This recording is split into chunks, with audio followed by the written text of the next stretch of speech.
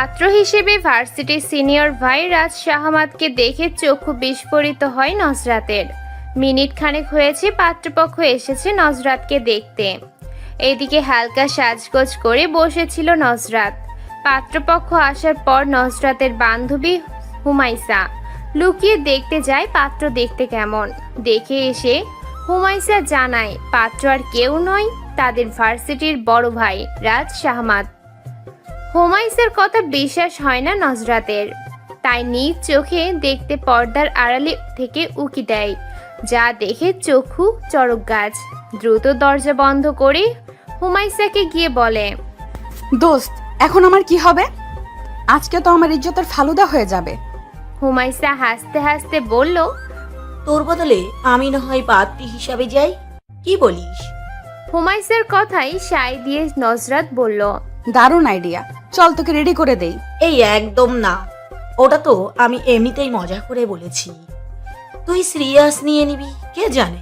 শোন, ভয় পাস না, কিচ্ছু হবে না। কিন্তু নজরাত কিছুতেই যাবে না ওই দাম্ভিক অহংকার মানুষটার সামনে।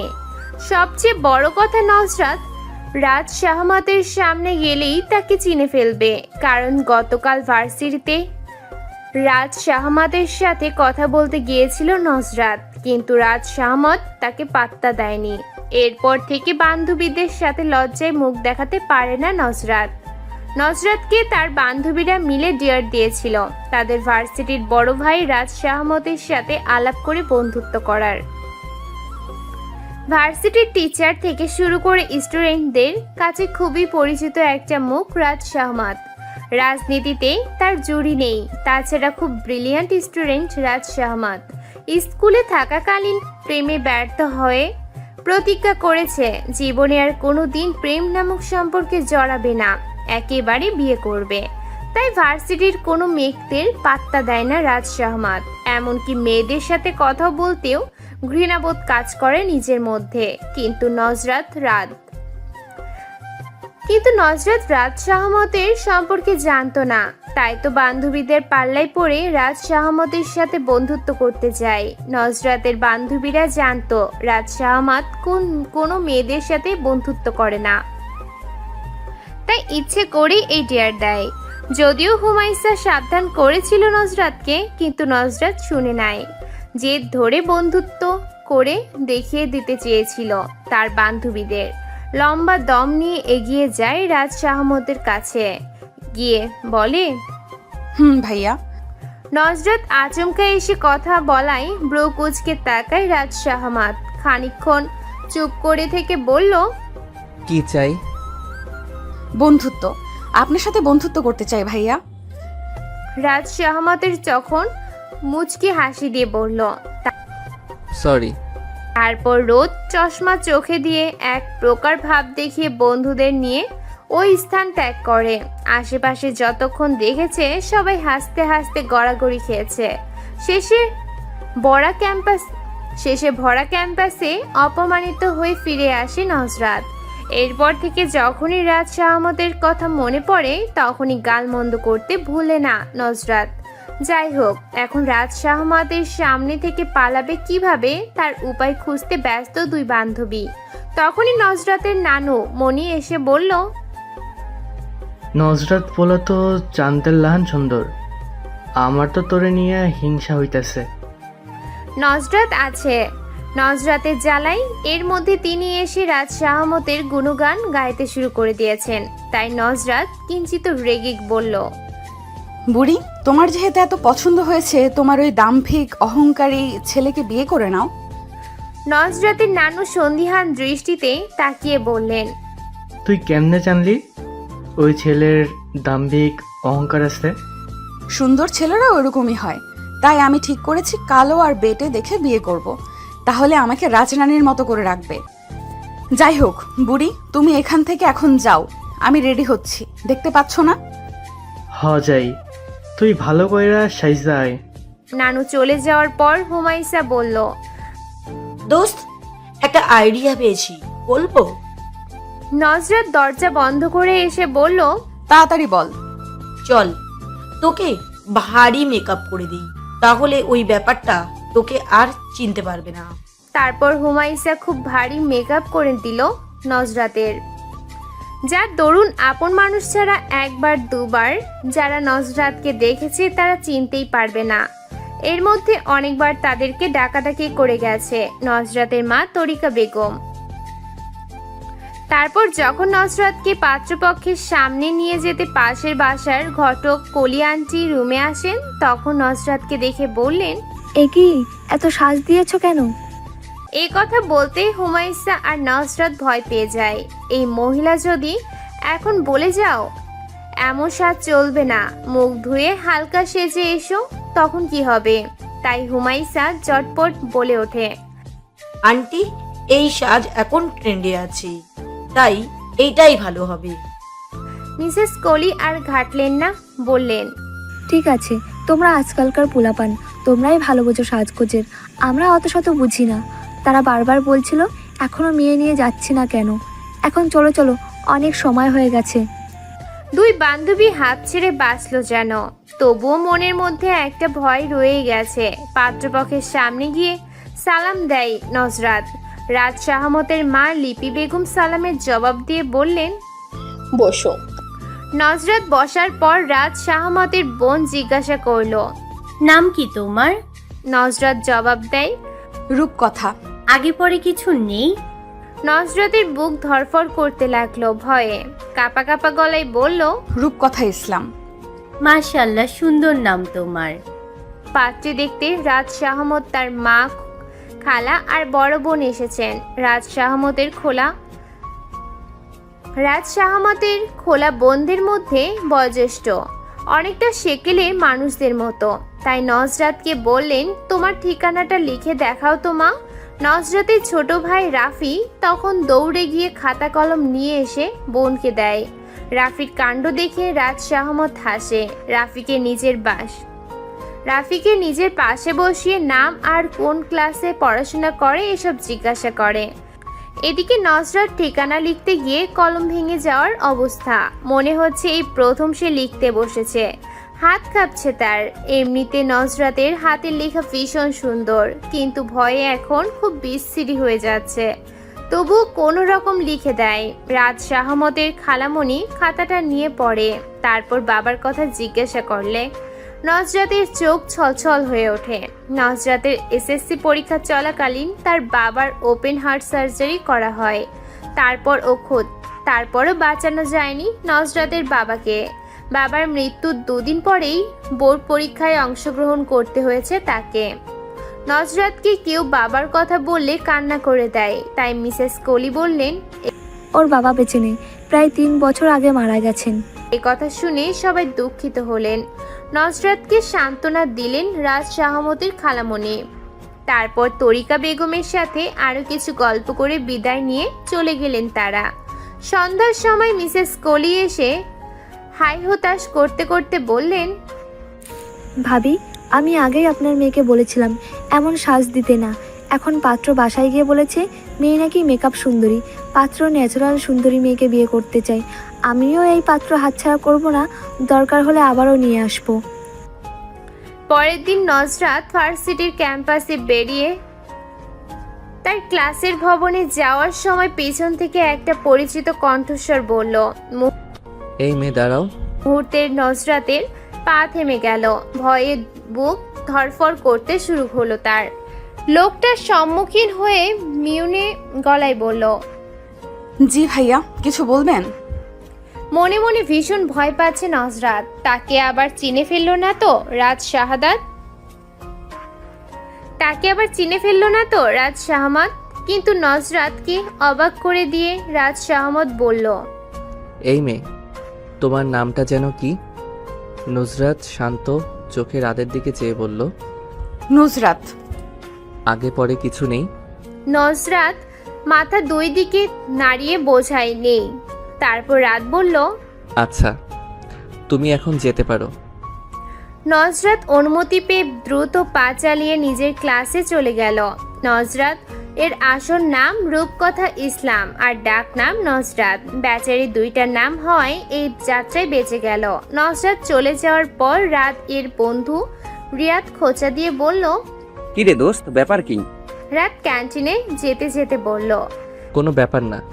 ক্যান্টিনে এসে রাত ক্যান্টিনের মামাকে 2টো করে সিঙ্গারা আর 2টো সমুচা দিতে বলল দুজনকে। তারপর মায়ের ফোন আসলে রিসিভ করে। ওপাশ থেকে মায়ের কথায় কিছুটা রেগে যায় রাত। শেষে বলে, তোমাদের যা ইচ্ছা তাই করো, আমি এসবের মধ্যে নেই।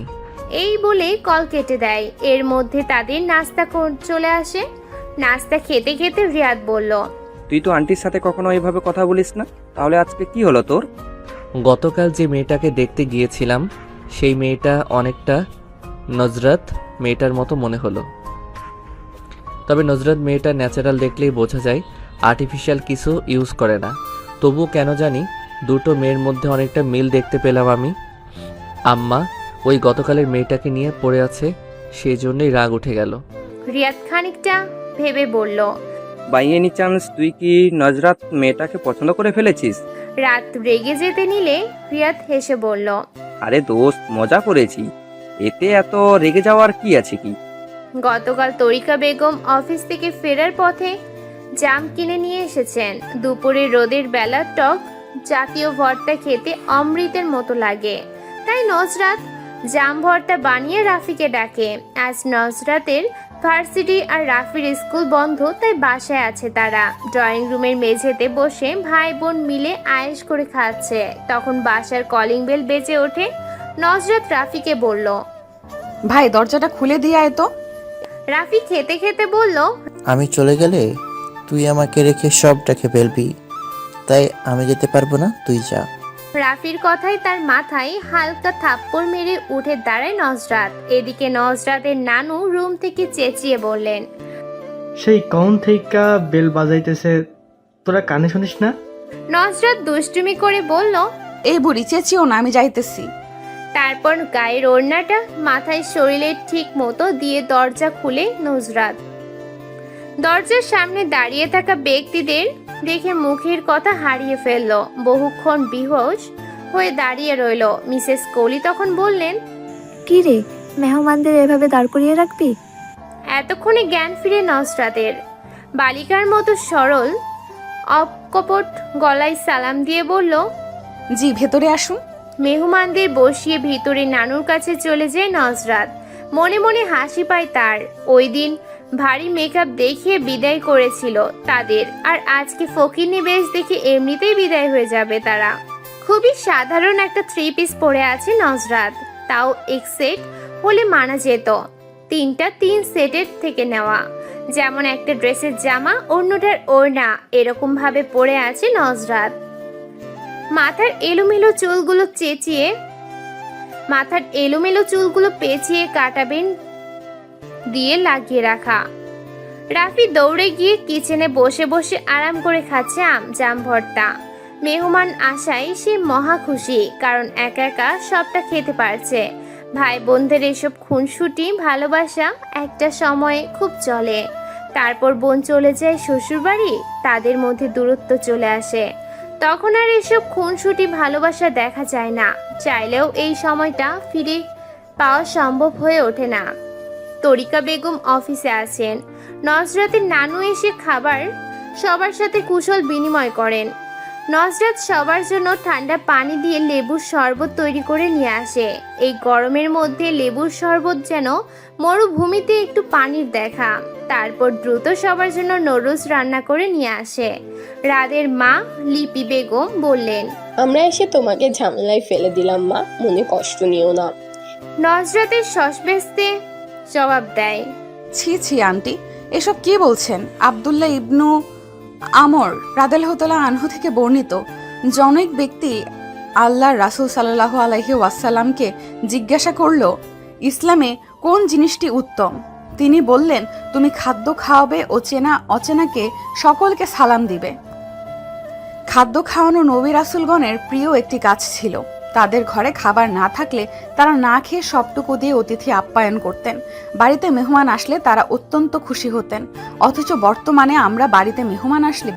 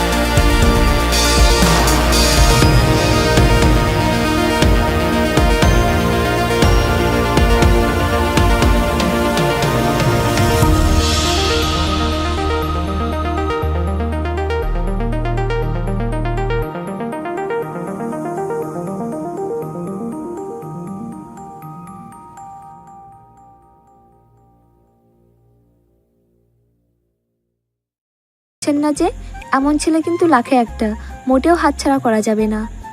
তরিকা বেগম মলিন একটু হেসে লিপি বেগমের উদ্দেশ্যে বললেন, আপনি কিছু মনে করবেন কি না বুঝতে পারছি না আপা। মেয়েটার বাবা নেই জানেনি তো, তাই আমার মেয়ের সাথে একটু কথা বলে সিদ্ধান্ত জানাতে চাইছিলাম। লিপি বেগম শশব্যস্তে জবাব দেন, অবশ্যই, কেন নয়, উনি তো আপনার বাসায় বয়স জ্যেষ্ঠ, ওনাকে ছাড়া আপনার একা সন্তান তো নেওয়া উচিত হবে না। আমরাই ভুল হয়ে গেছে আপা। ফারুক সাহেব বাহির থেকে আসলে লিপি বেগম ওনাকে ডেকে তরিকা বেগমের সাথে পরিচয় করিয়ে দিলেন। ফারুক সাহেব এই সম্বন্ধতে খুশি না থাকলেও খুবই ভালো ব্যবহার করলেন পাত্রীর মায়ের সাথে। তারপর রাত শাহমতকে ও ডেকে আনলেন লিপি বেগম। রাত এসে ভদ্রতার সমিহিত সালাম দিল। মায়ের কথায় কোনার দিকে একটা সোফায় বসে রইল চুপচাপ। বেশ কিছুক্ষণ পর তরিকা বেগম লক্ষ্য করলেন রাত বড়দের মাঝে থেকে আনইজি ফিল করছে, তাই তিনি বললেন, আচ্ছা বাবা, তুমি যেতে পারো। রাত যেন হাত ছেড়ে বাঁচল। যাওয়ার সময় সালাম দিয়ে চলে গেল। কিছু দূর গিয়ে অনুচ্চ স্বরে বলল, আম্মার বাচ্চা আম্মা। জান্নাত শুনতে পেয়ে বলল, আমার বাচ্চা তো তুই। তারপর মৃদু একটু মজা পাওয়ার হাসি হাসলে রাত বলল, আমার এই করুণ দশা দেখে তুই হাসছিস? দেখ ভাই, আমি কিন্তু যথেষ্ট তোর হয়ে কথা বলছি। এখন যখন তুই ফেঁসেই গেছিস, তখন সবটা হাসি মুখে মেনে নেওয়াই বেটার। রাত মন খারাপ করে চলে যায় নিজের রুমে। জান্নাত বুঝতে পারছে ভাইয়ের অবস্থা, কিন্তু এ বাসায় তার মায়ের উপর কেউ কথা বলতে পারে না, তাই চুপচাপ মেনে নেওয়া ছাড়া কোনো উপায় নেই। শুধু এ বাসা নয়, তার শ্বশুর বাড়িতেও তার শাশুড়ির কথাই শেষ কথা হয়, যার কারণে তার স্বামীর সাথে বেশিরভাগ সময় ঝগড়া হয়। ভদ্রমহিলা চান না জান্নাত চাকরি করুক। এসব নিয়ে ঝগড়া শুরু। আসলে মেয়েরা মূলত বাধ্য হয়ে চাকরি করে। ইসলামে একটা নারীর সমস্ত দায়িত্ব একটা পুরুষের উপর দেওয়া হলেও সেই পুরুষ ওই নারীর বড় জোর খাদ্য, বাসস্থান আর চিকিৎসার ব্যয় ঠিকমতো পালন করলেও এর বাহিরেও যে একটা নারীর হাত খরচ বাবদ টাকার প্রয়োজন হয়, এটা খুব কম পুরুষই বুঝতে পারে। আর সেই কারণেই নারীরা স্বাবলম্বী হতে চায়।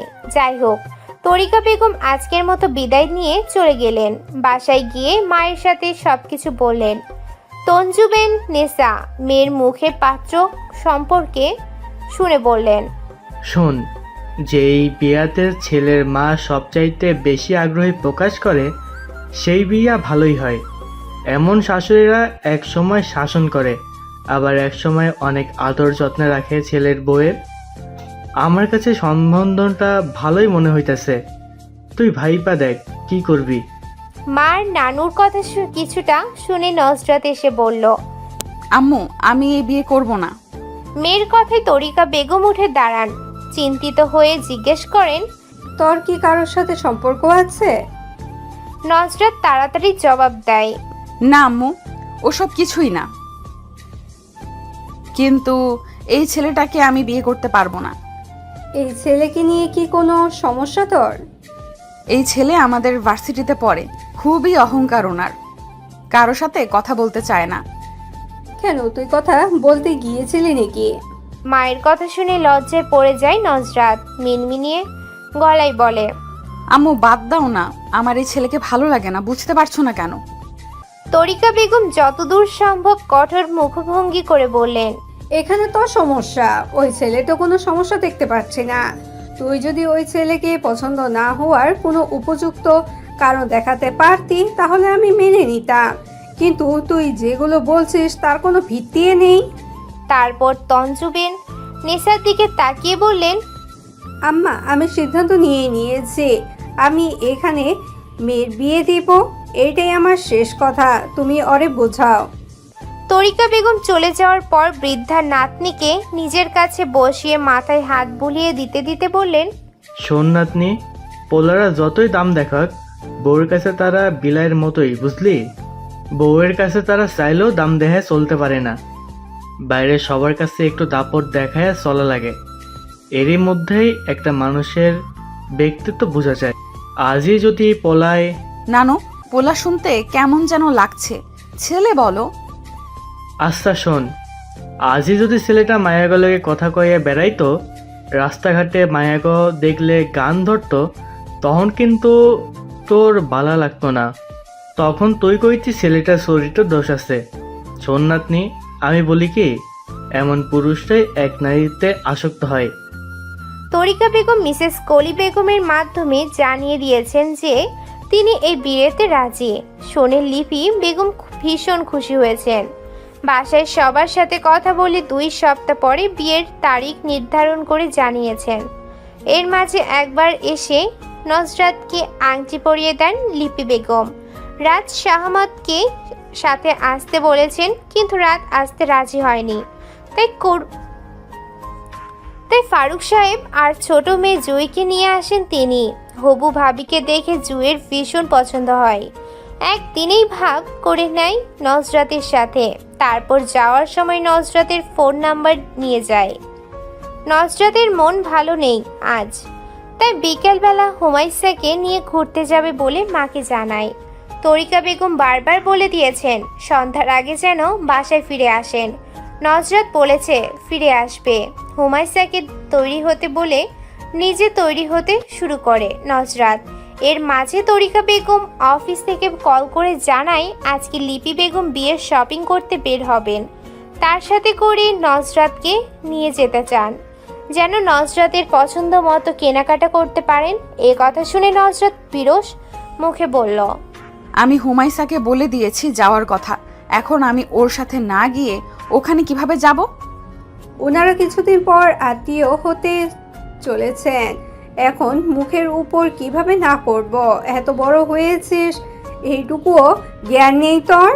আমি আর কিছু শুনতে চাই না। সুন্দর করে রেডি হয়ে নে, ওরা এসে তোকে নিয়ে যাবে। অগত্যা নিজের মনের বিরুদ্ধে গিয়ে হুমায়সাকে যাবে না বলে নিষেধ করে দেয় নজরাত।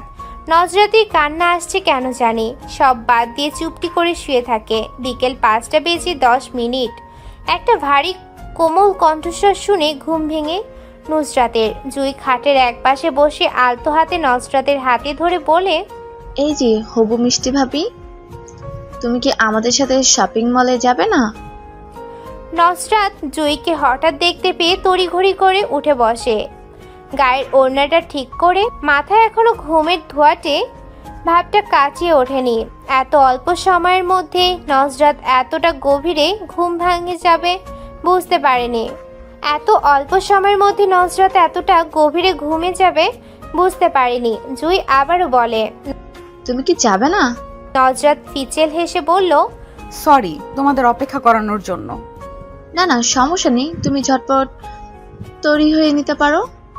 জুইয়ের কথাই নজরাত দ্রুত উঠে গিয়ে মুখ চোখে পানি ঝাপটা দিয়ে বোরখা আর হেজাবের সাথে লাগোয়া নিকাব পরে নেয়। তারপর নানুকে বলে বের হয়। রাস্তায় গিয়ে দেখতে পায় গাড়িতে তাদের জন্য লিপি বেগম অপেক্ষা করছেন। নজরাত গিয়ে সালাম দেয়। তারপর লিপি বেগম বললেন, জুই, তুই আমার সাথে বস, আর রূপকথা সামনের সিটে বসবে। তারপর জুই তার মায়ের পাশে বসে, আর নজরাত সামনের গাড়ির দরজা খুলতে গিয়ে পারে না। তখন একটা বলিষ্ঠ হাত দরজাটা খুলে দেয়। তখন নজরাত দেখতে পায় সামনে ড্রাইভিং সিটে রাত বসে আছে। রাতকে দেখতে পেয়ে একটা বড়সড় ধাক্কা খায় নজরাত। থতমত খেয়ে দাঁড়িয়ে থাকলে রাত সৌজন্যমূলক বলে, গাড়িতে এসে বসুন। নজরাত চুপচাপ এসে বসে। তারপর রাত গাড়ি চালানো শুরু করে। এদিকে লিপি বেগম ছেলের কথায় খুশি হন। নজরাতকে জিজ্ঞাসা করেন তার বাসার সবাই কেমন আছেন। নজরাত বলে, তোমাদেরকে কি লেট হয়ে যাচ্ছে? আলহামদুলিল্লাহ ভালো। আন্টি, আপনার বাসায় সবাই কেমন আছে? আলহামদুলিল্লাহ। গাড়িতে সবাই চুপচাপ থাকলেও জুই নজরাতকে জিজ্ঞেস করে নজরাতের কি কালার পছন্দ। নজরাত জানালার পাশে আড়ষ্টভাবে বসে আছে। জুইয়ের কথায় পিছনে ফিরে তাকিয়ে বলল, আমার পিঙ্ক কালার পছন্দ। ও আচ্ছা, আর ভাইয়ার হোয়াইট কালার পছন্দ। আচ্ছা, তুমি সাজতে পছন্দ করো বা নিজে নিজে সাজতে পারো? জুইয়ের এই প্রশ্নে রাত আর চুপ করে থাকতে পারল না। ব্রুকুটি করে বলল, সে আর বলতে, উনি তো সাজগোজে পিএইচডি করেছেন বোধহয়। রাত এর কথায় জুই এক্সাইটেড হয়ে বলল, ভাইয়া তুই কি করে জানলি? তোরা কি একে অপরকে আগে থেকেই জানিস? উফ, এমন হলে তো ব্যাপারটা খুবই উপভোগ হবে। ওরা ভাই বোন একে অপরকে তুই সম্বোধন করে। জুই রাতকে ভাইয়া বললেও রাত জুইকে আপু ডাকে না, নাম ধরেই ডাকে। রাত জুইকে ধমকের সুরে বলল, তোর মাথা। সেদিন ওনাদের বাসায় গিয়েছিলাম, শুনিস নাই? তখন উনি অনেক আটা ময়দা মেখেছেন, তাই বললাম। তাদের কথাই নজরাত তেজিক চোখে চেয়ে রাতকে বলল, আমি মোটেও আটা ময়দা মাখি না, আপনার দেখার ভুল আছে। প্রতি উত্তরে রাত একটু বাঁকা হাসে। এদিকে নজরাত আর ছেলে মেয়েদের আলোচনাগুলো খুবই উপভোগ করছেন লিপি বেগম। মজা করে হলেও রাত যে নজরাতকে নিয়ে কথা বলছে এটা ভীষণ ভালো লাগছে তার। তিনি নিশ্চিত বিয়েটা হয়ে গেলে ওদের মধ্যে মিল মহব্বত হয়ে যাবে ইনশাল্লাহ। জুই আবারও জিজ্ঞাসা করে নজরাত কোন ড্রেস বেশি পছন্দ করে, শাড়ি, থ্রি পিস নাকি ওয়েস্টার্ন? নজরাত বলে, থ্রি পিসে বেশি কমফোর্ট ফিল করি। আর তুমি? এখানেও রাত চাপা গলায় বলল, ভবিষ্যতে সবসময় শাড়ি পরে থাকতে হবে। এ কথা শুধু নজরাত শুনলো আর কেউ শুনলো না, যার ফলে নজরাত বড় বড় চোখ করে রাতের দিকে তাকায়। রাত যেন কিছুই বলেনি, এমন করে গাড়ি চালানোতে মনোযোগ দিয়ে রেখেছে।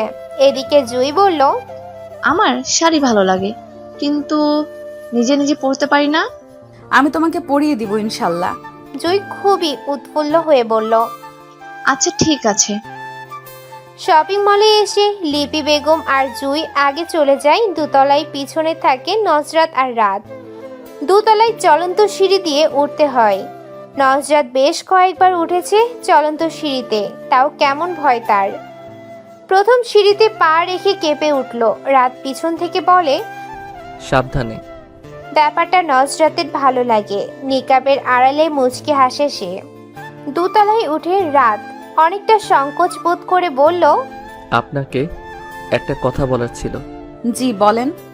আমি দুটো টিউশনি করাই। আমি চাই আমি যে টাকা ইনকাম করি তার মধ্যে থেকে বিয়ের শপিং করব। হয়তো এই টাকার পরিমাণ বেশি নয়। বাবা বিয়ের সম্পূর্ণ খরচের টাকা দিতে চেয়েছিলেন, কিন্তু আমি চাই না আমার বিয়ের খরচের টাকা বাবা দিক। বাবার কাছ থেকে টাকা নিয়ে বিয়ে করব। এখানে নিজেকে খুব ছোট মনে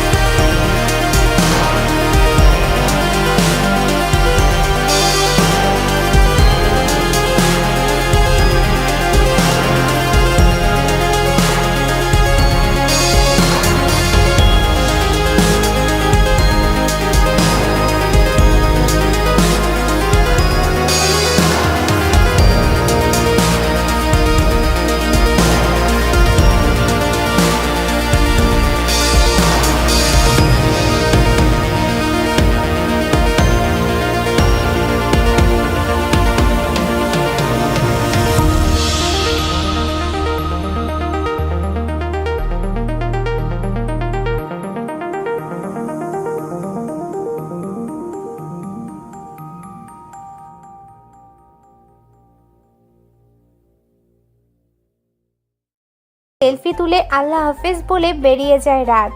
বসার ঘরে গিয়ে বাবাকে বলে, বাবা, রাত বেড়ে যাচ্ছে, আমাদের যাওয়া উচিত। জান্নাত রাদের পাশে বসে চাপা গলায় বলল, তুই চলে গেলে রূপকথার মন খারাপ হবে না? তুই না হয় আজকে থাক এখানে। রাত না বুঝার ভান করে বলল, মন খারাপের কি আছে? আছে অনেক কিছু, তুই বুঝবি না। রাত মোহরানার টাকা পরিশোধ করে তবে স্ত্রীকে স্পর্শ করার কথা ভেবেছে, কিন্তু রাদের মনের কথা কেউ জানে না। লিপি বেগম ভেবেছিলেন আজকে রাত থাকবে এখানে, এমনিতেই তার ইচ্ছায় বিয়েটা হয়েছে, তাই তিনি আর জোর করতে পারলেন না। সব কিছুতেই জোর করা উচিত কাজ নয়। তরিকা বেগমকে বললেন, আপা কিছু মনে করিয়েন না, আসলে একবারে বউকে সময় হলে তুলে নিয়ে যেতাম। সম্পূর্ণ কথা শেষ করার আগেই তরিকা বেগম বললেন, আমি কিছু মনে করছি না আপা, বিয়ে হয়েছে, এখন ওরা যেটা ভালো মনে করে সেটাই হবে। আমাদের এখানে হস্তক্ষেপ করাটা ঠিক না। হ্যাঁ অবশ্যই। আচ্ছা আজকে তাহলে আমরা বিদায় নিচ্ছি। আচ্ছা, আবার সবাইকে নিয়ে আসবেন ইনশাআল্লাহ। আপনারও যাবেন কিন্তু। ইনশাআল্লাহ। তারপর সবাই নজরাত এর সাথে কথা বলে বিদায় নিয়ে চলে যায়। নজরাত একা ঘরে স্তব্ধ হয়ে বসে থাকে, কেমন যেন সব ফাঁকা ফাঁকা লাগছে তার, যেন কিছু হারিয়ে গেছে। হুমায়সা আজকে ওর সাথে থাকলে ভালো হতো, মেয়েটার মা অসুস্থ তাই আজকে আর থাকতে পারলো না। ঘণ্টাখানিক পর তরিকা বেগম মেয়ের খোঁজ নিতে সময় পান। এত সময় ঘর গোছাতে ব্যস্ত ছিলেন। মেহমান চলে যাওয়ার পর ঘর অগোছালো হয়ে থাকবে এটা স্বাভাবিক, তাই কিছুটা পরিষ্কার করে মেয়ের কাছে এসে বসলেন। নুজরাত দুই হাঁটুতে থুতনি রেখে বিছানায় আঁকিবুকি করছে, তখন তরিকা বেগমের কথায় মাথা তুলে তাকায়। কি রে মা, মন খারাপ লাগছে? কই না তো। তাহলে এভাবে বসে আছিস কেন? শাড়ি গহনা খুলে সুতি 3 পিস পরে নে, আরাম লাগবে। যাচ্ছি আম্মু। আচ্ছা যা, আমি তোর জন্য কিছু একটা নাস্তা বানিয়ে আনি। না আম্মু, তুমি এখন রেস্ট করে নাও, সারা দিন কত ধকল গেল তোমার। তাহলে তোর শ্বশুর বাড়ি থেকে যে মিষ্টি আনা হয়েছে সেই মিষ্টি নিয়ে আসি। তোর তো ছানা মিষ্টি পছন্দ, মিষ্টি খেয়ে একটু শুয়ে থাক, ভালো লাগবে, পরে উঠে রাতের খাবার খাবি। তারপর তরিকা বেগম চলে যাওয়ার পর নজরাত শাড়ি চেঞ্জ করে 3 পিস পরে ফ্রেশ হয়ে আসে। এখন খুব হালকা লাগছে নিজেকে। রাত 11:30। নজরাত এশার নামাজ পড়ে খাবার খেয়ে শুয়ে শুয়ে ফেসবুক স্ক্রল করছে, এমন সময় অপরিচিত নাম্বার থেকে কল আসে। কল রিসিভ করে সালাম দিল নজরাত। ওপাশ থেকে সালামের জবাব দিয়ে বলল, আমি রাত বলছি। নজরাত ক্ষীণ একটু হেসে বলল, জানি। কি করে জানলে? এমনিতেই বুঝতে পেরেছি। আচ্ছা, কি করছিলে? নজরাত বিনা ভূমিকায় বলল, এই তো ফোন স্ক্রল করছিলাম। আপনি কি করছেন? এই প্রশ্নটা করে নজরাত নিজেই বোকা বনে গেল। তবুও রাত বলল, আমার নতুন বউয়ের সাথে কথা বলছি। এই তরল মন্তব্যে এত লজ্জা পায় নজরাতের যা বলে বোঝাতে পারবে না, তাই আর কিছু বলার ভাষা খুঁজে পেল না। তখন রাত বলল, আমার একটা ইচ্ছা আছে, বলবো? বলেন। আমার ইচ্ছা ছিল আমার বউয়ের সাথে লুকিয়ে প্রেম করব। লুকিয়ে প্রেম করবেন মানে? এখন তো আর কেউ কিছু বলবে না, তাহলে লুকিয়ে করার দরকার কি? সেটাই তো আসল মজা। দেখো, দুজন গার্লফ্রেন্ড আর বয়ফ্রেন্ড যখন পরিবারের অগোচরে লুকিয়ে লুকিয়ে প্রেম করে তখন কিন্তু ওরা খুব আনন্দ পায়। আর যখন বিয়ে করে নেয় তখন কিন্তু আগের মতো আর আনন্দ পায় না, তখন আর সেই ফিলিংস থাকে না। কেন থাকে না জানো? না তো, কেন বলুন তো থাকে না? কারণ তারা বিয়ের পূর্বেই একে অপরের সাথে দেখা সাক্ষাৎ কথাবার্তা বলে ফেলে, যার কারণে আর নতুনত্ব কিছু থাকে না। তাই আমি ঠিক করেছিলাম বিয়ের পর আমার বউয়ের সাথে লুকিয়ে প্রেম করব। চলো আগামীকাল থেকেই শুরু করা যাক। আগামীকাল থেকেই? কিভাবে শুরু করব বলেন তো? তোমার আগামীকাল ভার্সিটিতে ক্লাস আছে? নজরাত ভেবে বলল, না, আগামীকাল তো আমার ক্লাস নেই। তাহলে আরো ভালো হয়েছে।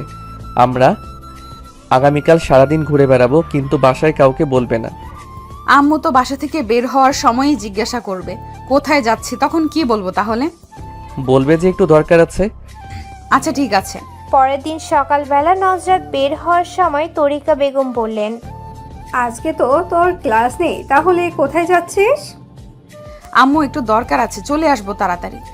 এই বলে নজরাত দৌড়ে বেরিয়ে যায়। মেয়ের ভাবগতি দেখে তরিকা বেগম একটু অবাকই হলেন, তবে বিষয়টা আমলে নিলেন না। তিনিও তৈরি হয়ে অফিসে রওনা দিবেন। নজরাত বাসা থেকে বেরিয়ে আসার পর দেখতে পায় রাত বাইক নিয়ে তার জন্য অপেক্ষা করছে। নজরাত কাছে এসে সালাম দিয়ে বলল, তাড়াতাড়ি চলুন আম্মু, এক্ষুনি অফিসে যাওয়ার জন্য বের হবে। রাত সালামের জবাব দিয়ে বলল, বুঝলাম না ব্যাপারটা, মনে হচ্ছে আমি তোমার জন্য এখানে বসে অপেক্ষা করছি। কি সব বলছো তুমি? আরে আমি আপনার বউ, এখন কথা না বাড়িয়ে চলুন তাড়াতাড়ি। রাত আর কথা না বাড়িয়ে বলল। উঠে বসো। তারপর রাত বাইক নিয়ে অনেক দূর চলে আসে। নদীর উপরে ভাসমান রেস্টুরেন্টে আসে তারা। দুজনে মুখোমুখি বসে আছে। রাত গভীর দৃষ্টি নিক্ষেপ করে বলল, তুমি সেই মেয়েটা? বলনি কেন এতদিন? আর তুমি এত মেকআপ করে লুকিয়েছিলে কেন?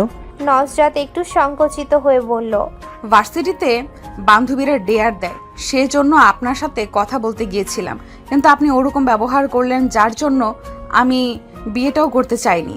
তাই ওরকম সেজে বিয়েটা যেন না হয় তাই চেষ্টা করেছি, কিন্তু শেষ পর্যন্ত আম্মুর জন্য বিয়েটা করতেই হলো। নজরাত বিয়েতে রাজি ছিল না শুনে রাত এর মনটা বিষাদে ভরে ওঠে। হ্যাঁ, সেও বিয়েতে রাজি ছিল না, কিন্তু সেটা তো মেকআপ সুন্দরী মেয়েকে দেখে। আচ্ছা, যদি তার বদলে নজরাতকে দেখতে পেত তাহলে কি সে রাজি হয়ে যেত? হয়তো হতো। তখন তো আর বিয়ে না করার কারণ খুঁজে পেত না, তাই রাজি হতো বোধহয়। রাত অন্যমনা হয়ে পানির দিকে চেয়ে রইল, জবাব দিল না। অনেকক্ষণ বাদে হঠাৎ বলল, কি খাবে বলো? আপনার যা খুশি অর্ডার দিন। রাত মেনু কার্ড দেখে ফ্রেঞ্চ ফ্রাই, চিকেন ফ্রাই আর কোল্ড ড্রিঙ্কস অর্ডার দিল। তারপর তাদের মধ্যে নীরবতাই বয়ে গেল। রাদের কেমন জানি অস্বস্তি লাগছে। আগের মতো চঞ্চলতা আর আসছে না। একটা ধাক্কা তাকে নীরব করে দিয়েছে। ভিতরটা কেমন যেন অস্থির অস্থির লাগছে। এখানে আর থাকতে ইচ্ছে করছে না। নজরাত আর চোখে সবটাই খেয়াল করে চলেছে, যা তাকে ভীষণ ভাবাচ্ছে। নিজেকে এখন অপরাধী মনে হচ্ছে। সময়টা এখানে স্থির হয়ে গেলে ভালো হতো বোধহয়। না না, সময়টা পেরিয়ে পূর্বের মতো সবকিছু স্বাভাবিক হলে ভালো হতো। নীরবতার মাঝে লম্বা গড়নের চমৎকার একটা চেহারার ছেলে, বয়স বেশি হলে 15 হবে। ছেলেটা খাবার নিয়ে আসে। ছেলেটা খাবার দিয়ে বলল, আর কিছু লাগলে বলবেন স্যার। রাত বলল, কোন ক্লাসে পড়ো তুমি? জি, 10ম শ্রেণীতে পড়ি। এখানে কাজ করে পড়াশোনা ঠিকমতো করতে পারো? জি পারি, এটা আমার বাবার রেস্তোরাঁ, বাবাকে সাহায্য করতেই মাঝে মাঝে এসে কাজ করি। আচ্ছা, খুব ভালো। ছেলেটা চলে যাওয়ার পর রাত কিছুক্ষণ ভাবুক হয়ে বসে রইল। তার মনে হলো ছেলেটার থেকে অনেক কিছু শেখার আছে। বাবাকে সাহায্য করার কথা কখনো মাথায় আসেনি তার। যদিও তার বাবা একজন সরকারি কর্মকর্তা ছিলেন, তাই এখানে সাহায্য করার কিচ্ছু নেই। কিন্তু বাবা এখন অবসরপ্রাপ্ত, বয়স হয়েছে। এই বয়সে এসেও কত কষ্ট করে বাজার করে আনে তাদের জন্য, অথচ সে একজন প্রাপ্তবয়স্ক পুরুষ হয়ে বসে বসে খায়। বাবাকে কোনো প্রকার সাহায্য সহযোগিতা করে না। কথাটা ভেবে মনে মনে অনুতপ্ত হলো সে।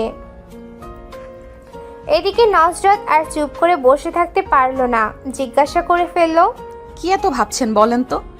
ও সরি, খাবার ঠান্ডা হয়ে যাচ্ছে, খাওয়া শুরু করনি কেন? তারপর নজরাতের দিকে এগিয়ে গিয়ে বলল। খাও। রাত একটু বরকালো, পরে হাতে নিয়ে নজরাতকে খাইয়ে দেয়, তারপর নজরাতও খাইয়ে দেয়। খাবার খেয়ে বিল পরিশোধ করে রওনা দেয় তারা। আজকে আর কিছু ভালো লাগছে না রাদের। নজরাতকে বাসায় নামিয়ে সেও তার বাসায় চলে আসে। নজরাত বাসায় ঢুকলে তঞ্জুবেন নেসা জিজ্ঞেস করেন, কি নাতনি, বরের লগে ঘুরতে গেছিলে বুঝি? নজরাত অবাক হয়ে বলে, হাতে তুলে খাইয়ে দিতে হয়। এই বুড়ি, তুমি কিভাবে জানলে? বুঝি সব বুঝি। পাকা বুড়ি তো তুমি। 3 দিন পেরিয়ে যে রাদের কোনো খবর নেই। নজরাতকে একটা কল মেসেজ কিছুই দেয়নি সে। ভার্সিটিতেও দেখা যায়নি তাকে। নজরাত আর থাকতে না পেরে 5ম দিনে তার শাশুড়ি মায়ের কাছে কল করে। লিপি বেগম খুশি হন নতুন বইয়ের কল দেখে। কুশল বিনিময় করে লিপি বেগম জিজ্ঞাসা করেন রাদের সাথে কথা হয় কিনা। নজরাত আমতা আমতা করে বলল, জি হয়।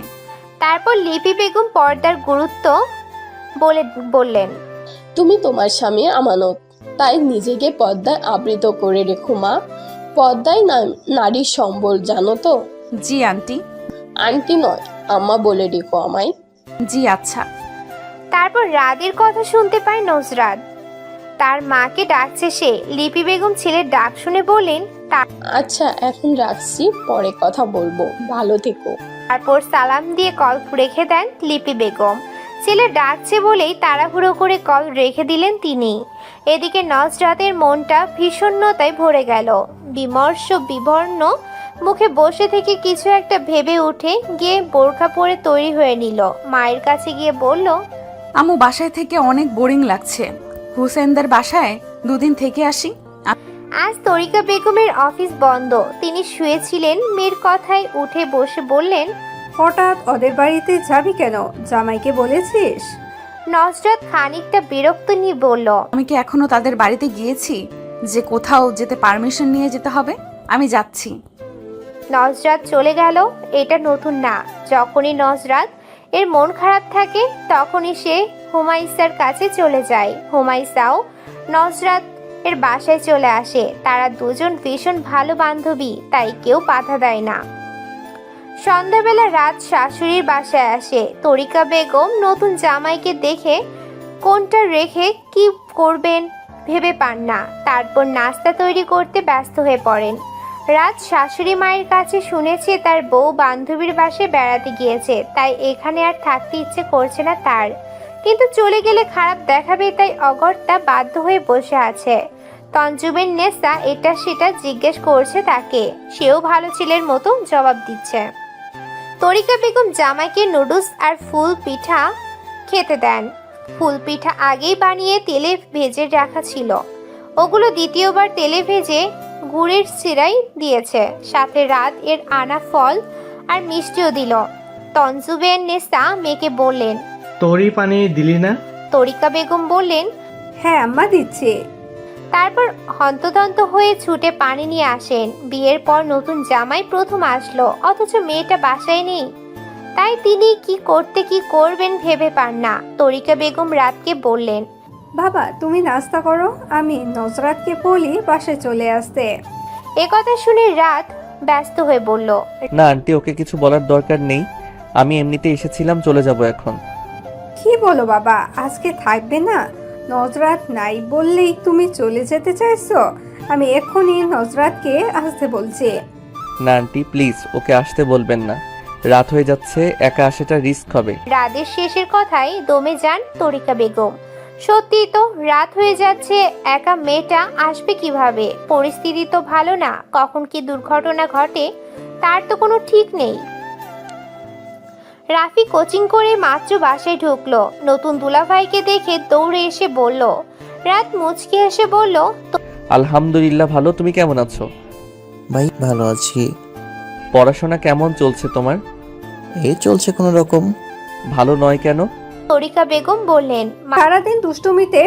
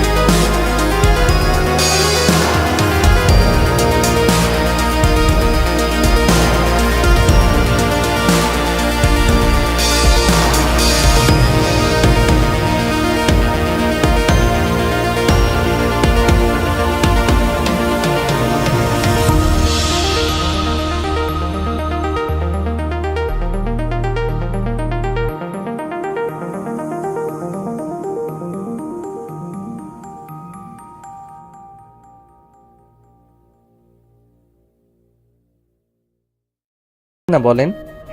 আপনি নাকি কয়েকদিন ওর সাথে কোনো যোগাযোগ করেন নাই, তাই ও ভাবছে আপনি ওর উপর রেগে আছেন, তাই ওর সাথে কোনো যোগাযোগ করছেন না। হ্যাঁ, কিছুদিন ভীষণ ব্যস্ত ছিলাম, তাছাড়া পড়াশোনা আছে, পরীক্ষার তো বেশি দিন নেই। আপনি ওকে বললেন আমি ওর উপরে রেগে নেই, আর ও যেন ফোন বন্ধ না রাখে। আচ্ছা বলো, আজকে তাহলে আসি ভাইয়া। হুমায়সা বসা থেকে উঠতে নিলে রাত দ্রুত বলে ওঠে, সে কি কিছু না খেয়ে চলে যাবেন? কি খাবেন বলেন? না ভাইয়া, এমনিতেই অনেক লেট হয়ে গেছে, আজকে যেতে হবে। না না, তা বললে তো হবে না।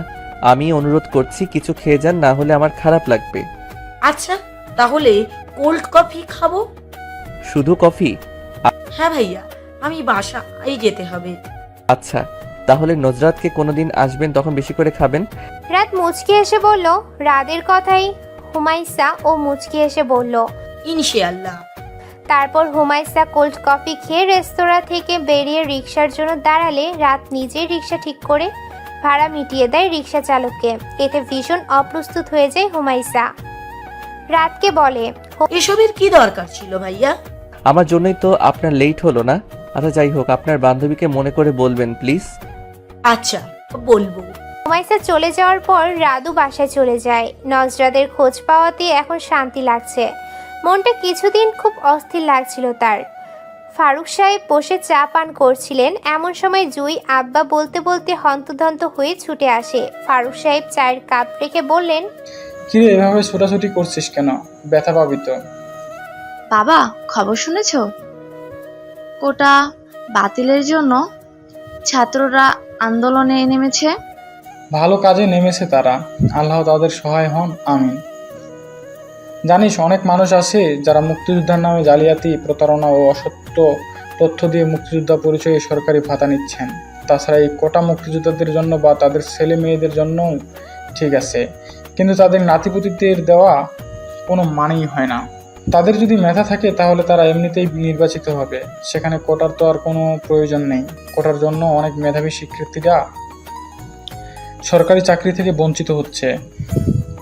জি বাবা। দিন যত যাচ্ছে কোটা বাতিলের আন্দোলন তত ভয়াবহ রূপ নিতে থাকে। ফারুক সাহেব জুইকে আন্দোলনে পাঠাতে চাইলে লিপি বেগম বাধা দিয়ে বলেন, উম্মি জিহাদ রাদিয়াল্লাহু বলেন, রাসূল সাল্লাল্লাহু আলাইহি সাল্লাম এর জমানায় আমরা 6 জন মহিলা খয়বরের যুদ্ধে শরীক হওয়ার জন্য রওনা হলে রাসূল সাল্লাল্লাহু আলাইহি সাল্লাম খবর পেয়ে আমাদেরকে ডাকলেন। আমরা তার নোরানি চেহারায় গোসবার আলামত দেখছিলাম। তিনি জিজ্ঞাসা করলেন, তোমরা কার অনুমতি লইয়া আসিয়াছ? আমরা বললাম, ইয়া রাসূলুল্লাহ, আমরা পশম বুনিতে জানি, জেহাদে ইহার প্রয়োজন হয়। আমাদের সাথে জখমের ওষুধও আছে, আর কিছু না হোক মুজাহিদদের তীর এগিয়ে দেওয়ার কাজে সাহায্য করব। কেউ অসুস্থ হলে সেবা সুস্থতার কাজে সাহায্য, সাতু গোলানো, পানি দেওয়ার কাজে সাহায্য করব। অতঃপর তিনি অনুমতি দিলেন। এর দ্বারা আমরা কি বুঝতে পারলাম? বুঝলাম যে মহিলারা যুদ্ধে যাওয়া রাসূল পছন্দ করতেন না, আর যারা তখনের দলিল দেন তাদের জানা আবশ্যক যে মহিলারা ময়দানে নামে নাই। জিহাদের সময় উভয় পক্ষ নিজেদের নির্ধারিত এলাকায় তাঁবুতে অবস্থান করত। মহিলারা নিজেদের দলের লোকদেরকে সাহায্য করত, নন মাহরামদের গায়ে ধরে ধরে বাঁচাতে নামতো না। আর যখন পর্দার হুকুম নাজিল হলো তখন অনেক কিছুই বদলে গেল। দাসীরা যেত সাথে যেন খেদমত করতে পারে।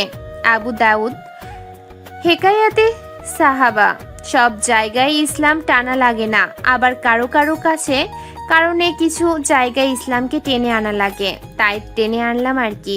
ইসলামে আবেগের স্থান নেই, থাকলে রাসূলের ইন্তেকালের পর সব সাহাবীর 2 সাইড করার অনুমতি থাকতো। অসুস্থ অবস্থায় ইশারায় হলেও নামাজ পড়া লাগতো না। ডেলিভারি পেইন নিয়ে বাচ্চার মাথা বের হয়ে যাওয়া অবস্থায়ও নামাজের হুকুম থাকতো না। রোজা রাখতে না পারলে কাজা বা কাফারা আদায় করা লাগতো না। আমি নামলে বিজয় হয়ে যাবে, ব্যাপারটা এমন না। আগে ধর্ম, এরপর ধর্মের কর্ম। আন্দোলনে নামার দরকার নাই। যখন জিহাদের ডাক আসবে, আলেম সমাজ আমাদের ব্যাপারে যেই ফতোয়া দিবেন আমরা তা মেনে নিব ইনশাআল্লাহ। আসমা রাদিয়াল্লাহু এর ঘটনা জানেন না। তিনি রাসূল সাল্লাল্লাহু আলাইহি সাল্লামকে প্রশ্ন করেছিলেন, পুরুষরা জামাতে নামাজ পড়ে, জিহাদ করে, আমরা তো এগুলো করতে পারি না। তখন নবীজি কি বলছিলেন? তিনি বলেন নাই যে আচ্ছা তোমরাও যাও জামাতে নামাজ পড়তে, তোমরাও যাও জিহাদে। উনি বলেছিলেন তোমরা স্বামীর ইতায়াত করো, তাদের সাথে উত্তম আচরণ করো, এগুলো ওই সব আমলের সমান সওয়াব। হেকায়াতে সাহাবা উসদুল গবাদ। জুই তাও মায়ের অবাধ্য হয়ে বলল, অনেক মেয়েরাই তো নেমেছে, আমি গেলে কি হবে আম্মা? যারা নেমেছে তারা কলেজের শিক্ষার্থী, আমিও তো কলেজের স্টুডেন্ট। তারা পর্দার ব্যাপারে জানে বা জানলেও মানে না। তুই তো জানিস, তারপরেও বলছিস কেন? শেষে মায়ের সাথে না পেরে জুই মন খারাপ করে নিজের রুমে চলে যায়। আর ফারুক সাহেব বাহিরে থেকে বের হন ছাত্রদের কোনো সাহায্য করতে পারেন কিনা দেখার জন্য। এদিকে রাজ শাহামত এই আন্দোলনে যোগ দিয়েছে শুনে দুশ্চিন্তায় পড়ে রাত দিন আল্লাহ তাআলাকে ডেকে চলেছে নজরাত। নজরাত আন্দোলনে যোগ দিতে চেয়েছিল, কিন্তু তরিকা বেগম কঠোরভাবে নিষেধ করেছেন। তিনি স্বামীকে হারিয়ে নিঃস্ব হয়েছিলেন, এখন সন্তানকে হারাতে চান না। ইতিমধ্যে কতগুলো পরিবার তাদের সন্তানদের হারিয়ে আর্তনাদ করেছেন দেখা যাচ্ছে। তারপরও কোন ভরসায় মায়েরা তাদের সন্তানদের রাজপথে পাঠানোর ভরসা করবেন? এমন চিত্র বেশিরভাগ পরিবারেরই দেখা যাচ্ছে। কেউ কেউ তাদের ধিক্কার জানিয়ে বলছে, আপনারা ঘরে বসে থাকেন, আমরা প্রাণ দিয়ে সফল হলে তবে ঘর থেকে বের হয়েন। দিন যত যাচ্ছে তত মৃত্যুর সংখ্যা বেড়েই চলেছে। হেলিকপ্টার থেকে মানুষকে গুলি করা হচ্ছে, ছোট ছোট বাচ্চারা বাসা থেকেও প্রাণ হারাচ্ছে। এর ফলে ছাত্ররা আরো সাহসী হয়ে উঠছে। প্রশাসন তাদের দমিয়ে রাখতে পারছে না, আর পারছে না বলেই অনৈতিকভাবে ছাত্রদের উপর গুলি চালাচ্ছে। এর মাঝে আবার দ্বিতীয় পক্ষ তৃতীয় পক্ষ ঢুকে ছাত্রদলের শান্ত আন্দোলনকে অশান্ত করে তোলে। নেটওয়ার্কের বন্ধ করে দেওয়া হয়, মানুষ সেই পুরনো যুগে ফিরে যায়। রেডিও শুনে দিন পার করতে হচ্ছে। নতুন প্রজন্ম চোখের সামনে আরেক যুদ্ধ দেখতে পায়, বা যা তারা বইপত্রে এতদিন পড়ে এসেছে। বৈষম্য বিরোধী ছাত্র আন্দোলনে পূর্ব ঘোষিত গণমিছিল কর্মসূচিতে হামলা চালিয়েছে আওয়ামী লীগের নেতা কর্মীরা। এতে অন্তত 30 শিক্ষার্থী আহত হয়েছে বলে খবর পাওয়া গেছে। তাদের মধ্যে 6 জন শিক্ষার্থী গুলিবিদ্ধ হয়েছেন, বেশ কয়েকজনকে চাপাতি দিয়ে কোপানো হয়েছে। এদের মধ্যে রাত ছিল। দুপুরবেলা খবর পেয়ে দৌড়ে যায় নজরাত। এত আহতদের ভিড়ে রাতকে খুঁজে পেতে অনেক সময় লেগে যায় নজরাতের। বেচারাকে পিটিয়ে প্রায় আধমারা করে ফেলেছে। স্বামীকে এমন অবস্থায় দেখে পাগল প্রায় নজরাত। পাশে শাশুড়ি মা অযোধ্যারায় কাছেন। নজরাত কাছে যেতেই তাকে ধরে আরও কান্নায় ভেঙে পড়েন তিনি। নজরাত নিজেই নিজেকে সামলাতে পারছে না। এই মানুষটাকে কিভাবে সামলাবে তার জানা নেই। ডাক্তার বলেছেন ঠিক হতে অনেক সময় লাগবে, ঠিক কতদিন লাগবে তারা এখন বলতে পারছেন না।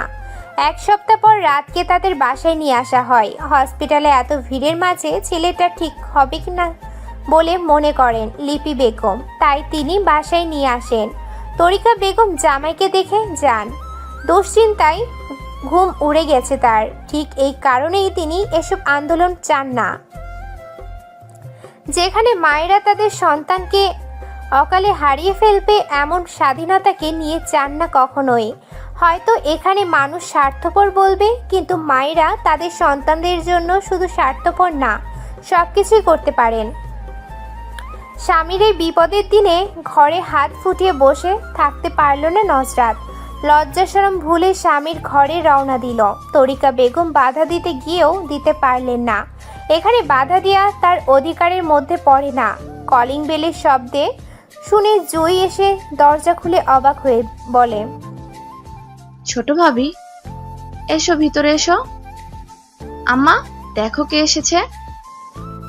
নজরাত ভিতরে ঢুকলে লিপি বেগম আসেন। তাকে দেখে নজরাত বলেন, ওনার এমন অবস্থার সময় বাসায় বসে থাকতে পারলাম না আম্মা, তাই চলে এলাম। আমি কি ভুল করেছি? লিপি বেগম ভীষণ খুশি হয়ে বললেন। না না মা, একদম ঠিক করেছো। তারপর জুইকে বলল, তোর ভাবির টলি ব্যাগটা ঘরে নিয়ে যা, জুইয়ের সাথে রাদের রুমে যাও, ফ্রেশ হয়ে কিছু খেয়ে নিবে। নজরাত বলে জুইয়ের সাথে যায়।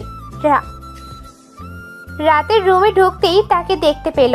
হাত পায়ের ইনজুরির জন্য বেচারা হাঁটাচলা করতে পারে না, তাই সারাদিন শুয়ে থাকতে হয়। জুই ট্রলি ব্যাগটা রেখে চলে যায়। নজরাতের নিঃশব্দে রাদের পাশে বসে। রাত চোখ বন্ধ করেছিল বলে নজরাতকে দেখতে পায়নি, কারণ বসার অনুভব করে চোখ মেরে তাকিয়ে বিস্মিত হয়ে যায় রাত। একটু জোরেই বলে ওঠে, তুমি এখানে কখন এসেছো? এখন তো পরিস্থিতি একদম ভালো না। তুমি বাসা থেকে একা বের হতে গেলে কেন? জি আচ্ছা, আমি আসাতে আপনি খুশি হননি? তাহলে কি চলে যাব? রাত নির্বিকার মুখে বলল, সেটা বলি নাই। এখন মেয়েরা রাস্তাঘাটে একদম নিরাপদ না, এমনিতেই হাঁটাচলা করতে পারছি না, তারপর নেটওয়ার্ক বন্ধ করে রেখেছে। দেশের পরিস্থিতি সম্পর্কে কিছুই জানতে পারছি না। জানো, এই মুহূর্তে এক টুকরো সুখ হয়ে এসেছো তুমি। এদিকে নজরাতের চোখ পানিতে টুইটুম্বর হয়ে গেছে। দেখে রাত বিচলিত হয়ে বলল, এই বোকা মেয়ে, কাঁদছো কেন? আমি তো তোমার নিরাপত্তার কথা ভেবেই ওসব বলেছি। সেজন্য কাঁদছি না, আপনার অনেক কষ্ট হচ্ছে ভেবে কাঁদছি। আপনি কেন গেলেন বলেন তো? আপনার কিছু হয়ে গেলে আমার কি হবে এই একবার ভেবে দেখেছেন? আপনার কিছু হয়ে গেলে আমার কি হবে একবার ভেবে দেখেছেন? আমার কথা একটুও ভাবেন না আপনি। আমি তো মরে যাইনি বলো, তাহলে কষ্ট পাচ্ছ কেন এসব ভেবে? কত ছাত্ররা নিজের কথা না ভেবে আন্দোলনে যোগ দিচ্ছে, প্রাণ হারাচ্ছে। এসব দেখতে গেলে তো আমি কিছুই করতে পারলাম না। সেসব দেখতে গেলে তো আমি কিছুই করতে পারলাম না দেশের জন্য। আমিও তো যেতে পারলাম না। ফেসবুকে আন্দোলন নিয়ে পোস্ট করাতে কিছু লোক হুমকি দিয়েছে, সেসব শুনে আম্মা কিছুতেই যেতে দিল না। মেয়ে মানুষ, তোমার যে কাজ নেই। কখন এসেছো? কিছু খেয়েছো? বেশিক্ষণ হয়নি এসেছি। ও তাহলে যাও, ফ্রেশ হয়ে নাও, ওই যে বাথরুম। আচ্ছা বলে ফ্রেশ হতে যায়। নজরাত ফ্রেশ হয়ে আসলে শাশুড়ি মা তার জন্য চিকেন ফ্রাই করে দেয়। মেয়েটা প্রথমবার তাদের বাসায় এসেছে, তাই মন খারাপ থাকলেও এইটুকু করতেই হলো। নজরাত নিজে খাবার খাওয়ার সাথে সাথে রাতের মুখে একটু করে দিতে থাকে। রাত খাবে না বললেও শোনে না। খাবার শেষে দুজনে মিলে আন্দোলন নিয়ে কথা বলছে। এমন সময় বাহির থেকে আর্তনাদ শুনতে পেয়ে নুসরাত বলল, আমি দেখে আসছি, আপনি থাকুন। ফারুক সাহেব কারুর সাথে ফোনে কথা বলে ধপ করে ফ্লোরে বসে পড়েন। লিপি বেগম দৌড়ে এসে বললেন, রাসেলের বাপ, কি হয়েছে তোমার? এভাবে ফ্লোরে বসে পড়লে কেন? কার সাথে কথা বললে? ইতিমধ্যে জুই আর নসরাতও এসেছে। জুই বাবার পাশে বসে বলল, বাবা, কি হয়েছে তোমার? ফারুক সাহেব খুব কষ্ট করে উচ্চারণ করলেন। আমার রাসেল আর নেই। লিপি বেগমের ভেতরটা ছ্যাদ করে জ্বলে উঠল। উত্তেজিত হয়ে বললেন, কি বলছো তুমি? মাথা ঠিক আছে তোমার? ফারুক সাহেব খানিকটা ক্ষোভ প্রকাশ করে বললেন, তোমার তো কষ্ট হওয়ার কথা না। একটা অন্যায় করেছে বলে ছেলেটাকে বাড়ি ছাড়া করলে। তোমার নাকি লজ্জা হতো এই ছেলেকে নিয়ে, অথচ তোমার ছেলে তোমাকে শহীদের মা বলে সম্মান দিয়ে গেল।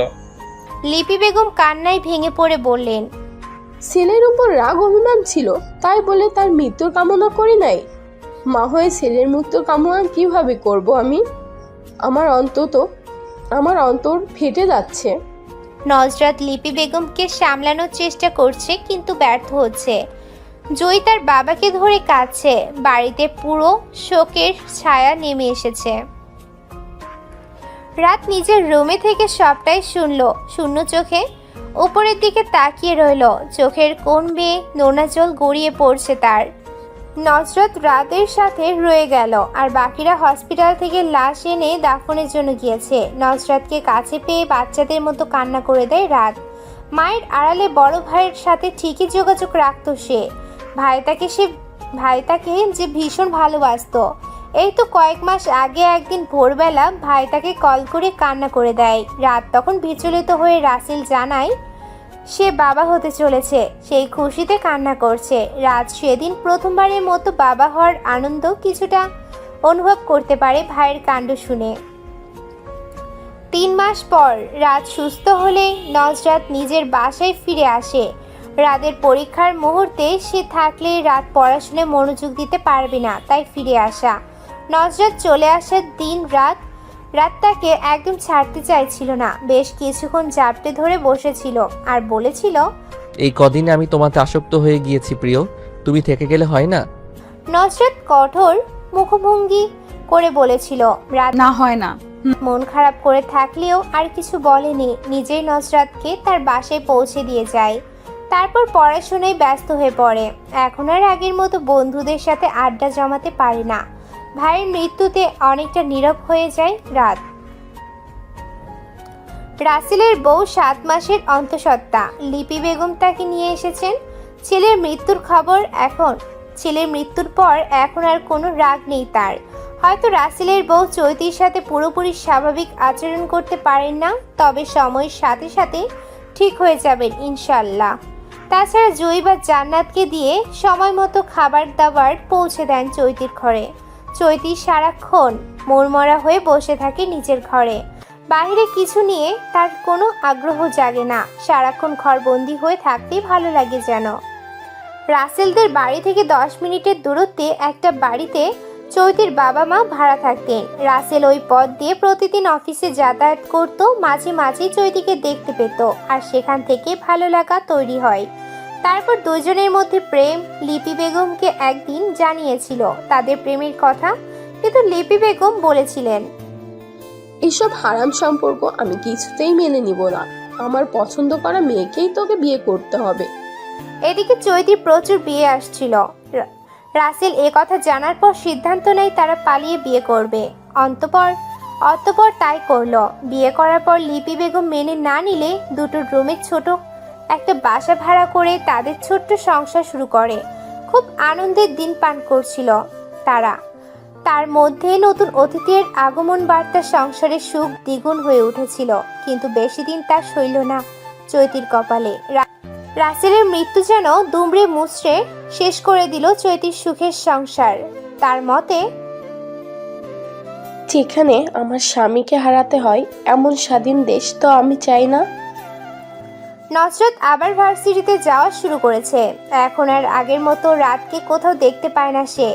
আগে বিরক্ত লাগতো, কিন্তু এখন দেখতে পেলে ভালো লাগতো। সবার আড়ালে লুকিয়ে তাকিয়ে থাকতো। কি আর করার, সময় পাল্টে সাথে মুহূর্তগুলো। রাত পড়া শেষ করে রাতে কল করে প্রতিদিন, তাছাড়া আর তাদের মধ্যে কথা হয় না। আজকে নজরাত কিছুতেই চোখ মেলে তাকিয়ে থাকতে পারছে না। জোর করে সজাগ থাকলে ভীষণ মাথা ব্যথা করে তার, তাই ঘুমিয়ে পড়ল। সেই ঘুম রাত 2টায় একটা স্বপ্ন দেখে ভাঙল। ঘুম থেকে উঠেই সে ব্যালকনিতে চলে গেল। নিচে রাস্তায় কাউকে খুঁজলো।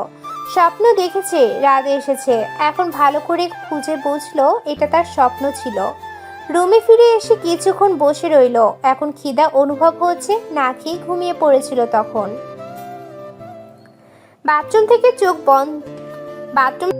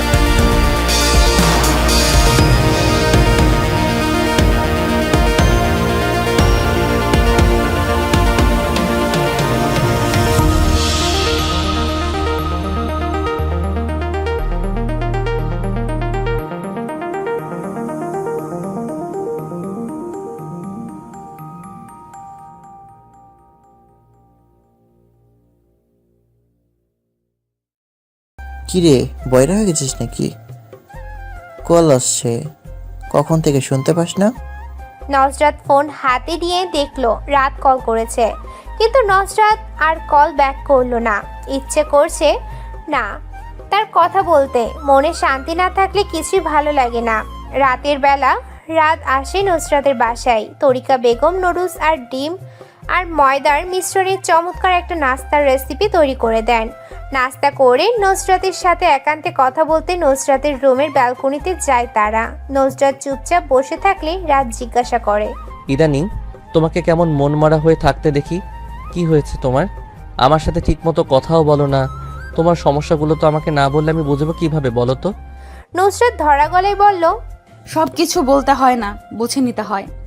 আচ্ছা, আমি বুঝতে পারছি না, যেহেতু সেহেতু বলো আমাকে। নুসরাত চুপ করে থাকে। চোখের কোণে পানিতে ভিজে গেছে। বাহিরের আবছা আলোয় সেটা বোঝা যাচ্ছে না। রাত এবার বলল, তুমি যখন বলবেই না তখন আমার বসে থাকার কোনো মানে হয় না। আমি চলে যাচ্ছি, ভালো থেকো। তারপর উঠে চলে যেতে নিলে নুসরাত রাতকে জাপটে ধরে ফুপিয়ে কান্না করে দেয়। রাত বিচলিত হয়ে বলল, আরে কান্না করছো কেন? কি হয়েছে বলবে তো? নুসরাত কান্না মিশ্রিত গলায় বলল, আমাকে আপনার করে নিন, আমি আর এইভাবে থাকতে পারছি না, আমার ভীষণ কষ্ট হচ্ছে। আমি কি তোমাকে ছেড়ে ভালো আছি? কোনো কারণ ছাড়া বিয়ের পর বউকে এভাবে বাপের বাড়ি ফেলে রাখতে কোনো ছেলেই নিশ্চয় চাইবে না। পরীক্ষা চলাকালীন সময় থেকে শুরু করে আজকে 2 দিন একটা চাকরির জন্য দৌড়ে বেড়াচ্ছি, যেন তোমাকে ভালো রাখতে পারি। যদিও ভালো রাখা সম্পূর্ণই আল্লাহ তাআলার হাতে, তবুও আমাদেরকে বসে না থেকে চেষ্টা করার কথা বলা হয়েছে। তার উপর তোমার মোহরানা এখনো পরিশোধ করতে পারছি না আমি। ইদানিং নিজেকে খুব ব্যর্থ মনে হয়। রাত নরম গলায় বলল। নুসরাত ভাঙা গলায় বলল, তোমার মোহরানা দিতে হবে না, মোহরানা মাফ করে দিচ্ছি আমি। তবু আমি তোমার কাছে থাকতে চাই। আশেপাশের মানুষ খারাপ মন্তব্য করে, যেগুলো আমার একদম সহ্য হয় না। মন খারাপ হয়, ভীষণ কান্না আসে। এখন সব কিছু ছেড়ে কোথাও একটা চলে যেতে ইচ্ছে করে, যেখানে কোনো দুঃখ কষ্ট আমাকে ছুঁতে পারবে না। তাছাড়া বিয়ের পর থেকে সারাক্ষণ আপনার কথা মনে পড়ে। আপনার সঙ্গে একান্তে সময় কাটাতে ইচ্ছে করে। আপনার প্রতি মাথা রেখে রাত পার করে দিতে ইচ্ছে করে। রাত ক্ষীণ একটু হেসে বলল, ওই দিন রাতে তোমার সাথে কথা বলতে পারিনি বলে সারা রাত ছটফট করে ঘুমাতে পারিনি। কেন জানো? কারণ তোমাকে আমি নিজের থেকেও বেশি ভালোবাসি। তোমার সাথে কথা বলতে না পারলে কেমন যেন অস্থির লাগে। আশেপাশের সব কিছু মূল্য থাকে না আমার কাছে। তখন শুধু মনে হয় তুমি আমার সব কিছু। শরীর তখন কেমন যেন খারাপ লাগে, মনে হয় তোমাকে পেলেই ভালো হয়ে যাবে। আমি হয়তো বোঝাতে পারছি না তোমাকে খুব ভালোবাসি আমার বউটাকে। তাহলে আজকে এখানে আমার সাথে থেকে যান প্লিজ। আজকে আপনি চলে গেলে আমি নিজেকে একদম সামলাতে পারবো না। আমি থাকলে যে কিছু একটা ঘটে যাবে ম্যাডাম, তখন এই দায় কে নেবে বলেন? নুসরাত লজ্জা রাঙা হয়ে বলল, আমি তার জন্য প্রস্তুত। আমি চাই আজ ভিন্ন কিছু ঘটুক। ভিন্ন ভালো লাগায় ভেসে যেতে চাই আপনার হাত ধরে। নিয়ে যাবেন আমাকে? ভেবে বলছো তো? পরে আবার আমাকে দোষ দেবে না তো? হুম, একদম না। রাত 11টা বেজে 35 মিনিট। রাত 11টা বেজে 35 মিনিট। দরজায় নক করে রাফি আর বলে, এই আপু, খাবার খেতে আই। আমুক খাবার বেড়ে বসে আছেন সেই কখন থেকে, তোরা না আসা পর্যন্ত আমাকেও খেতে দিচ্ছে না। এদিকে খিদায় আমার পেট ডাকাডাকি শুরু করে দিয়েছে। নুসরাত আর রাত হাসি দিয়ে একজন আরেকজনকে ছেড়ে দাঁড়ায়। তারপর নুসরাত গিয়ে দরজা খোলে। রাফি 10টার মধ্যেই ঘুমিয়ে পড়েন। আজকে এখনো জেগে আছে বলে তার চেহারা বাংলার 5-এর মতো দেখা যাচ্ছে। খাবার টেবিলে সবাই খেতে বসলেই রাফি রাতকে বলল, আপনার বউ একটা শেখ হাসিনা, সেটা জানেন আপনি? রাফির কথায় নুসরাত বিষম খেয়ে বলল, তুই একটা পলক বুঝলি, বেদ্যপ ছেলে কোথাকার। রাত ভাই বোনের খুনসুটি দেখে রাফিকে বলল, কেন, তোমার বোন কি করেছে বলো তো? ভাইয়া, আপনার বউ আমাদের বাসায় যে রাজত্ব করে, মনে হয় যেন বাসাটা একা ওর। যেমন শেখ হাসিনা মনে করতেন দেশটা ওনার বাপের, সেজন্য বলছি। রাফির কথাই খুব হাসে রাত। এদিকে নুসরাত তার ভাইকে ইচ্ছে মতো বকা দেয়। খাবার খাওয়া শেষে রুমে এসে রাত নুসরাতকে প্রিন্স মেরে বলল, শেষে কিনা আমার বউ একটা শেখ হাসিনা? নজরাত খুব রেগে যায় এ কথা বললে। রেগে ব্যালকনিতে চলে যেতে নিলে রাত পিছন থেকে জড়িয়ে ধরে নিতে যেতে চায়। রেগে ব্যালকনিতে চলে যেতে নিলে রাত পেছন থেকে জড়িয়ে ধরে যেতে দেয় না। তারপর একপাশের চুলগুলো সরিয়ে ঠোঁট ছুঁয়ে দেয়। আকস্মিক এমন উষ্ণ ছোঁয়ায় কেঁপে ওঠে নুসরাত। তারপর শান্ত হয়ে স্বামীর প্রশস্ত বুকে মুখ লুকায়। দুই হাতে গাল আলতো হাতে উপরে তুলে রাত। নজরাত লজ্জাবতী পাতার মতো মিয়ে যায়, কিছুতেই তাকিয়ে থাকতে পারে না। রাত মুচকি হেসে তার ঠোঁট জোড়া নিজের আয়ত্তে দখল করে নেয়। তারপর দুজন দুজনের স্পর্শে হারিয়ে যায় বহুদূর। এক সপ্তাহ পর পরিবারকে নিয়ে এসে নসরাতকে নিজের বাসায় নিয়ে যায় রাত। এক বন্ধুর থেকে টাকা ধার করে নসরাতের মোহরানার টাকা পরিশোধ করে, কিন্তু নসরাতকে বলে না। আপাতত ছোট একটা কোম্পানিতে চাকরি নিয়ে সরকারির জন্য চেষ্টা করে যাচ্ছে রাত। শুরু হয় তাদের নতুন সংসার জীবন। নজরাত সবার সাথে মিলেমিশে থাকতে আপ্রাণ চেষ্টা করে চলে। শ্বশুর বাড়িতে মেয়েদের এই এক যুদ্ধ বলে চলে। যদিও ভাগ্য গুণে নজরাত তার শ্বশুরবাড়ির লোকজন ভালো পেয়েছে, তারাও মিলেমিশে কাজে সবকিছুতেই সাহায্য করে তাকে।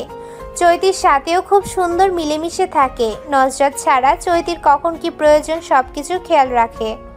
চৈতির জন্য ভীষণ মায়া হয় মেয়েটার। মাঝে মাঝে চৈতির জায়গায় নিজেকে ভাবলে কষ্টের চোখে পানি চলে আসে। স্বামী ছাড়া একটা নারী কতটা অসহায় তা চৈতিকে দেখে বুঝতে পারে নজরাত। তাই সবসময় চেষ্টা করে চৈতিকে একটু ভালো রাখার। এক বছর পর চৈতির বাবা মা এতদিনে তাকে মেনে নিয়ে তাদের সাথে নিয়ে যেতে চাইলে লিপি বেগম দিতে অমত করলে ফারুক সাহেব বুঝিয়ে বলেন, তুমি যতই আদর যত্ন করো না কেন, এই সময় তো পার করে এসেছো। জানোই তো মেয়েরা এই সময় মায়ের কাছে থাকতে বেশি স্বাচ্ছন্দ্য বোধ করে। এখন তুমি যেতে না দিলে মেয়েটার মন খারাপ হবে। তাই তুমি আর অমত করো না, যেতে দাও। লিপি বেগম হয়তো বুঝতে পারলেন, তাই যেতে দিলেন। তবুও তার দুশ্চিন্তা হয়, যদি চৈতির বাবা মা তাকে দ্বিতীয় বিয়ে দিতে চান তাহলে তার নাতনির যে অবহেলা হবে। আর এটা লিপি বেগম একদম মানতে পারবেন না। এমনিতেই মেয়েটার বাবা নেই, এখন যদি মাকেও হারায় তাহলে মেয়েটা যে পুরোপুরি অনাথ হয়ে যাবে। তাই তিনি ভয় পান চৈতিকে বাপের বাড়ি যেতে দিতে। একদিন নজরাত চৈতির মেয়ে তাইবাকে নিয়ে আদর করছে, আর তাইবা ছোট্ট ঠোঁট প্রসারিত করে হাসছে। রাত তাইবার গাল ছুঁয়ে দিয়ে বলে, আমাদেরও এমন একটা ছোট্ট মেয়ে বাবু চাই। নজরাত মুচকি হাসি দিয়ে বলে, আমারও খুব ইচ্ছা, তাই এবার মতোই একটা ফুটফুটে মেয়ে বাবুর। 1 মাস হলো নজরাত জানতে পারে সে প্রেগনেন্ট। তাই রাত চিন্তিত হয়ে বলল, আচ্ছা, এই শরীরে তুমি পরীক্ষাগুলো দিতে পারবে? 3 মাস তো ফুল রেস্টে থাকতে হয়। উত্তরে নজরাত বলে, পারবো ইনশাআল্লাহ। পড়াশোনাটা আমি শেষ করতে চাই, প্লিজ আপনি নিষেধ করবেন না। আমি কি একবারও নিষেধ করেছি? এখন তোমার শরীরের কথা ভেবে বলেছি। নজরাতের এবার 3য় বর্ষের ফাইনাল পরীক্ষা শুরু হতে যাচ্ছে, তাই রাত তাকে তার মায়ের কাছে নিয়ে আসে। যতই হোক শ্বশুরবাড়িতে টুকটাক কাজ না করে বসে থাকা যায় না, এতে নিজের কাছেই খারাপ লাগে। তাছাড়া নজরাতের এখন রেস্টে থাকা উচিত। সবকিছু মিলিয়ে রাত নজরাতকে তার মায়ের কাছে নিয়ে আসে। তাছাড়া রাত অফিস শেষ করে রাতে তার বউয়ের কাছে চলে আসে। নজরাতকে ছেড়ে তার একদম ঘুম আসে না। মাঝে মাঝে সন্ধ্যায় নাস্তার সহ বিভিন্ন বাজার করে নিয়ে আসে শাশুড়ি মায়ের বাসায়। এগুলো তাকে ফারুক সাহেব শিখিয়ে দিয়েছেন। তরিকা বেগম মহিলা মানুষ হয়ে বাহির ঘর দুটোই সামলাতে হয়, তাই ছেলেকে বলেছেন সে যেন কখনো খালি হাতে ও বাসায় না যায়।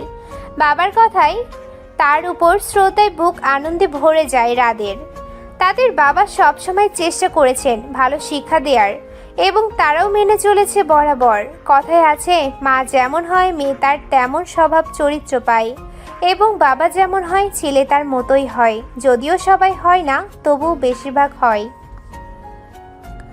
রাত সন্ধ্যাবেলা পিৎজা নিয়ে আসে সবার জন্য, আর নজরাতের জন্য কাঠবাদাম, কাজু বাদাম আর কিশমিশ নিয়ে আসে। কিন্তু নজরাত পিৎজা খেতে চাইলে রাত না করে। এই সময় ফাস্ট ফুড একদম খাওয়া নিষেধ করেছেন ডাক্তার। নজরাত খেতে পারবে না বলে রাতও পিৎজা খেলো না। বাদাম নজরাতকে খাইয়ে দিচ্ছে, সাথে নিজেও কিছু খাচ্ছে। নজরাতের মন খারাপ কি পিৎজা খেতে পারেন। নজরাতের মন খারাপ পিৎজা খেতে দেয়নি বলে, তাই তাকে হাসানোর জন্য রাত কিস করতে গেলে নজরাত মাথা কাত করে সরে গেলে রাত হেসে বলল, কিসমিস? মানে? এই যে তুমি কিস করতে দিলে না, তাই মিস। রাজ হেসে নিজেই তাকে কিস করে। তখন রাত নজরাতের সামনে কিসমিস ধরে বলে, কিসমিস খাও। নজরাত খেয়ে রাদের বুকে নিজেকে লেপ্টে রাখে আর তাদের বেবিদের নিয়ে বিভিন্ন প্ল্যান করে।